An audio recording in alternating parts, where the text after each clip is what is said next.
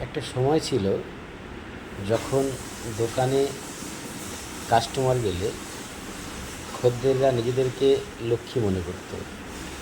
আর এখন সিসিটিভির দৌলতে দোকানের কাস্টমার নিজেদের চোর চোর ভাবতে শুরু করেছে।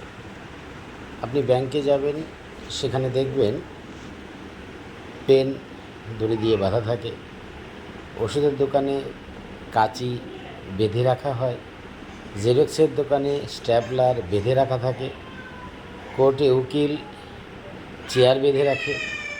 ট্রেনের টয়লেটের মগটি পর্যন্ত বেঁধে রাখা হয়। ধনী মানুষেরা বাড়িতে কুকুরকে বেঁধে রাখে। মেয়েরা রাস্তায় বেরোলে তাদের মুখ বেঁধে রাখার চেষ্টা করে। স্বামীরা স্ত্রীদেরকে যেমন আষ্টে পৃষ্ঠে বেঁধে রাখতে চায়, স্ত্রীরাও তেমনই স্বামীদেরকে নিজেদের আঁচলে বেঁধে রাখতে চায়। আসলে এই বেঁধে রাখার ট্র্যাডিশন থেকে আমাদের বাঙালিরা আর বেরিয়ে যেতে পারল না।